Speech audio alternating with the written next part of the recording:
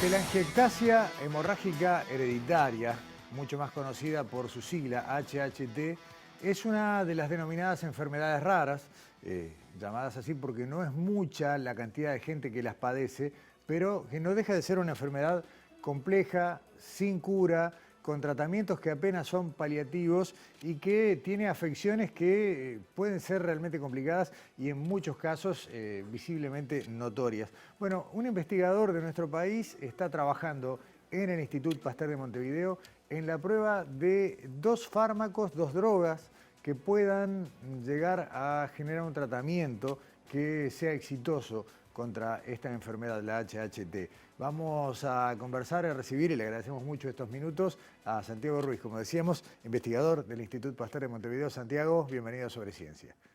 Hola, muchas gracias por la invitación. Santiago, primero creo que lo mejor es contarle a la gente cómo se manifiesta esta enfermedad, ¿no? En qué consiste y qué daño le produce a quienes la padecen. Bueno, los pacientes sufren de tres manifestaciones muy claras. La primera es la presencia de telangiectasias o pequeñas dilataciones, vasitos dilatados, son arterias en las manos, manchitas, o telangiectasias, de ahí viene el nombre, en las manos, en la cara, en la mucosa de la boca y en la mucosa de la nariz.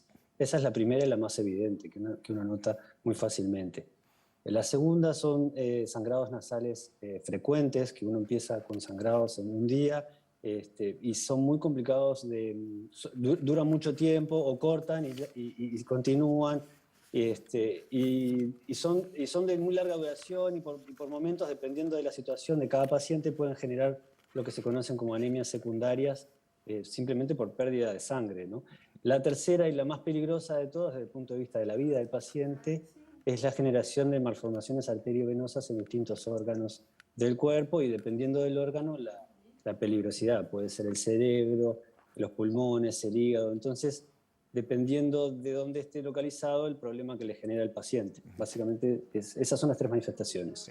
¿Qué es lo que pasa en el organismo que produce esta enfermedad? ¿Dónde se produce esta malformación, Santiago? Bien, la HHT es una enfermedad genética, es una enfermedad que se puede heredar de generación en generación con un 50% de probabilidad.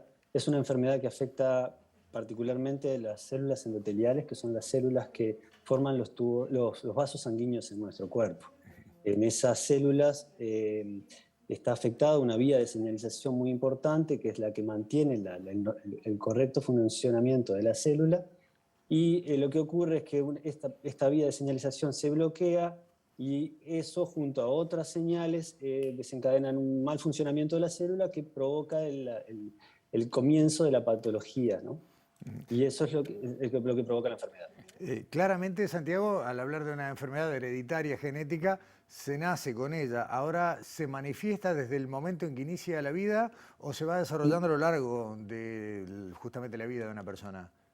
No, lo común en realidad es que esto se empieza a manifestar, digamos, después de la adolescencia. Hay casos donde los niños muestran alguna manifestación, pero lo general es que esto se vea luego de la adolescencia,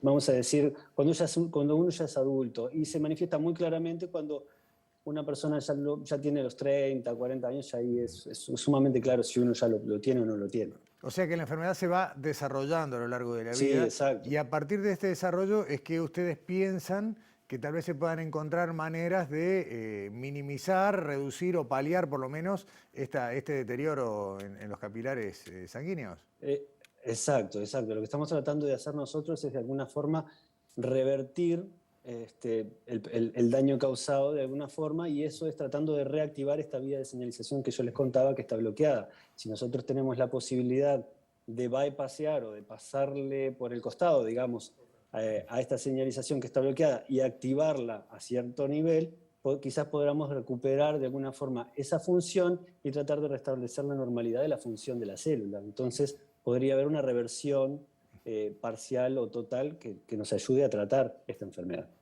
Y ahí aparecen estas dos drogas con las que tú estás trabajando, que son, si yo no entiendo mal, drogas que hoy farmacológicamente tienen otra función asignada. Claro, exacto. Se llaman, la estrategia que estamos utilizando es es como del inglés viene la palabra sería repurposing, es el repropósito.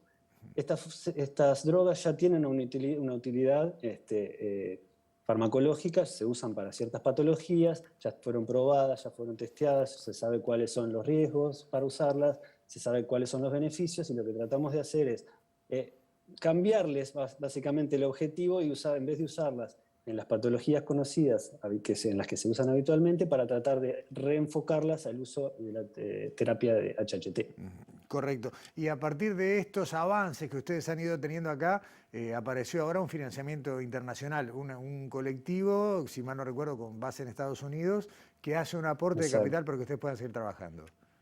Sí, esto es un llamado que se hace internacionalmente, es un consorcio de Estados Unidos que está financiado por el Instituto Nacional de Salud con base en San Francisco, y hace un llamado, en realidad es un llamado internacional, y bueno, tuve la posibilidad de presentar un proyecto y bueno, y quedamos primeros, entonces es algo muy gratificante, vamos a decir. Está bueno. Santiago, recordame, vos cuando ya hiciste tu trabajo postdoctoral ya estabas orientado en la HHT, ¿no? Sí, en realidad sí. Yo en realidad cuando me fui a hacer el postdoc, en realidad estaba trabajando en neurociencias, y mi jefe en Estados Unidos me planteó abrir una nueva línea de investigación y era en HHT. Y desde ahí, desde entonces hasta ahora, me estoy dedicando a esta enfermedad, al estudio de esta enfermedad. ¿Cuál es el horizonte de tiempo que tenés por delante? Esta investigación viene en curso, recibís esta inyección de capital, ¿cómo sigue esto? Bueno, en realidad este programa recién empieza ahora en julio, agosto. Nosotros venimos trabajando muy fuertemente con el apoyo de la ANI, también contamos con la financiación del Fondo María Viñas, que es extremadamente importante para nosotros, con el cual también se pudo unir al grupo un estudiante que se va a dedicar a hacer su estudio de posgrado con nosotros. Entonces, recién comienza, y bueno, por el camino tenemos de 1 a 3 años, dependiendo de cuál proyecto hablamos, para tratar de generar resultados. Está bien. Ayúdame en esto a ver si estoy correcto. Al tratarse de fármacos que ya están habilitados para el uso humano, hay una parte del camino que ya está recorrido. Y si ustedes encuentran que hay buenas señales, los tiempos no son los que son habituales en estos desarrollos, sino que van a ser más cortos. Exacto, sí, es tal cual lo decís. Tienen el beneficio de ya haber sido probados en todo ese tiempo de investigación, de permisos, de validación, evaluación, etcétera, ya están cumplidos. Y aparte son de uso frecuente para ciertas patologías. Estos están en las farmacias, no quiere decir que sean de uso corriente ni de uso permitido, habilitado para cualquier persona, pero si el médico pretende usarlo como una alternativa viable, perfectamente lo puede recetar al día de hoy. Entonces, de tener resultados positivos, los médicos podrían probarlo rápidamente. Está bien. ¿Ustedes están trabajando ahora o van a comenzar a trabajar, mejor dicho, con modelos animales?